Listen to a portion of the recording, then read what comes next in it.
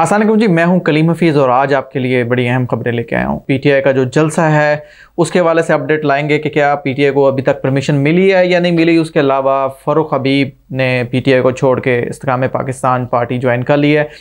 जो जुमा गुजरा है लास्ट, उसमें पीटीआई ने जो है वो अपना प्रोटेस्ट अनाउंस किया हुआ था और उसको प्रोटेस्ट नहीं करने दिया गया। वो मैं आपको सूरत हाल बताऊँगा क्योंकि मैं उस कवरेज पर मौजूद था, क्या वहाँ पर वाक़यात हुए, क्या मामला थे।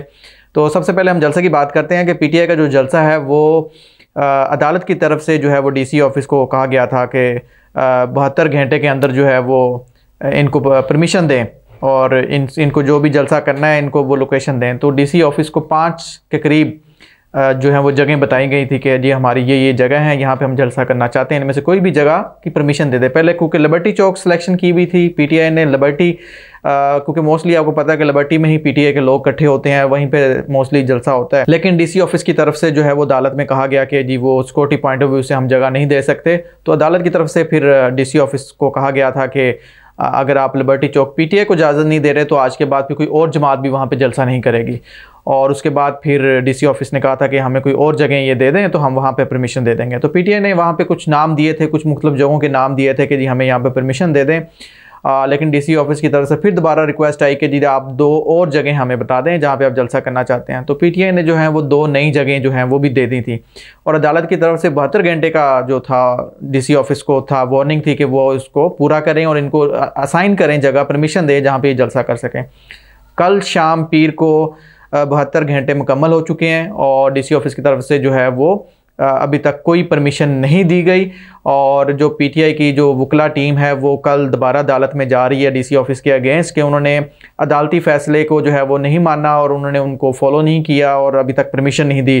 तो कल देखते हैं कि फर्दर फिर अदालत की तरफ से क्या रिएक्शन आता है और डीसी ऑफिस को क्या नई इंस्ट्रक्शंस जारी होती हैं अदालत की तरफ से।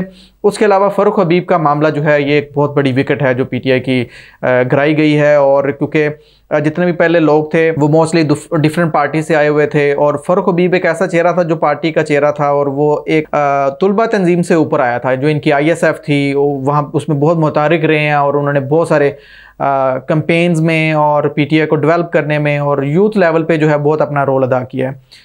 और फैसलाबाद से इन्होंने लास्ट इलेक्शन जीता था MNA का और इनके पास बड़े अहम ओहदे भी रहे हैं और अभी रिसेंटली जो उनको ओहदा मिला हुआ था वेस्ट पंजाब के वो सदर भी थे।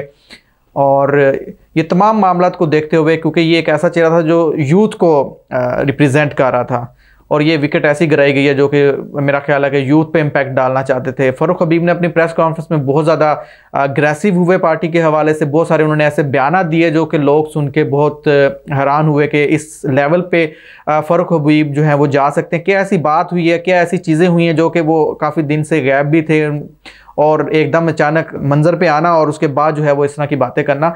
तो जो लोग हैं वो अभी भी मानने के लिए तैयार नहीं हैं। पहले जो सिस्टम चल रहा था कि प्रेस कॉन्फ्रेंस की जाती थी जी हम पार्टी छोड़ रहे हैं, हम सियासत छोड़ रहे हैं, और फिर उसके बाद जो है वो सीरीज़ शुरू हुई है इंटरव्यूज़ की और इंटरव्यूज़ में भी जब कामयाबी नहीं मिली क्योंकि लोग नहीं मानने को तैयार, जिसमें उस्मान दार साहब थे, उसके अलावा जो हैं वो रावलपिंडी से अब्बासी साहब जो हैं वो उनकी भी जो इंटरव्यू सामने आया तो उसको भी लोगों ने मानने से इनकार कर दिया क्योंकि उनकी सोशल मीडिया पे सारी वीडियोस पड़ी हुई हैं, सारी चीज़ें पड़ी हुई हैं। जब 9 मई का वाक़या हुआ उसके बाद के जो बयान थे तो वो जो उन्होंने इंटरव्यू में बातें की वो सारी डिफरेंट थी, वो सारे इंटरव्यू जो थे। और मज़े की बात है कि 9 मई को अब्बासी साहब खुद एक वीडियो के अंदर कह रहे हैं कि खान साहब की तरफ से इंस्ट्रक्शंस हैं, किसी ने कोई तोड़ फोड़ नहीं करनी, कोई ऐसी चीज़ नहीं करनी। तो वो बहुत सारी ऐसी चीज़ें थी जो उल्ट थी जो उन्होंने इंटरव्यू में कही हैं। इसी तरह फ़ारूक हबीब साहब के अगर आप फेसबुक पेज देख लें, उनकी पोस्टें देख लें तो उनकी जितनी भी 9 मई के बाद जो बयान थे, चीज़ें थी, वो सारे मतलब अपने नज़रिए पे अपनी जमात के साथ खड़े थे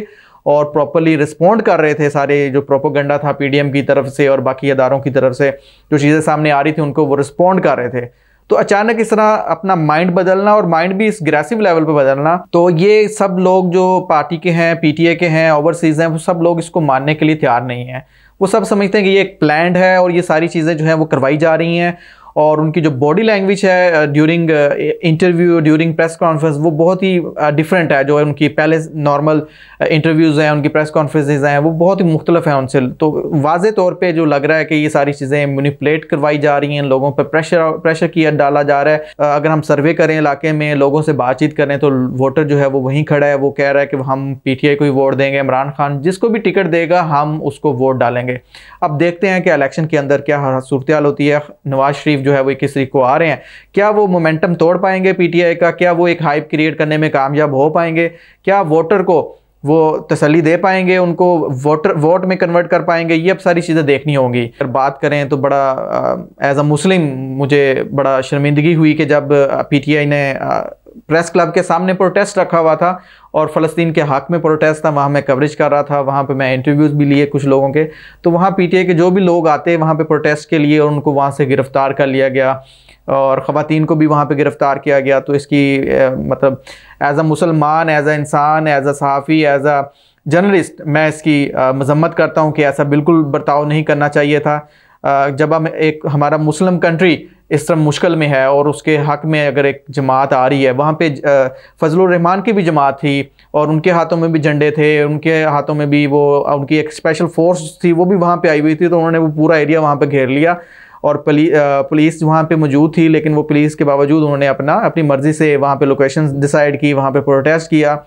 तो ये दो तरफ़ा जो तर्ज़ अमल है मैनेजमेंट की तरफ से, ये इंतहाई नाकाबिले मंजूर है, इस तरह नहीं होना चाहिए था। और आगे पीछे जो भी करते हैं वो एक अलग चीज़ है, लेकिन एक फ़लस्तीन के हक़ में बात थी, फ़लस्तीन के हक़ में मुज़ाहरे थे, इसमें ऐसा बिल्कुल नहीं करना चाहिए था। ये जिसने भी मशवरा दिया बहुत गलत दिया है ये। तो इंशाल्लाह ताला आगे नेक्स्ट व्लॉग में आपसे दोबारा मुलाकात होती है और बहुत सारी चीज़ें, क्योंकि अब डेवलपमेंट बड़ी स्पीडली बढ़ रही है पॉलिटिकल, और आप तक इंशाल्लाह ताला इंफॉर्मेशन और अंदर की बात जो है वो आपके सामने लाएंगे।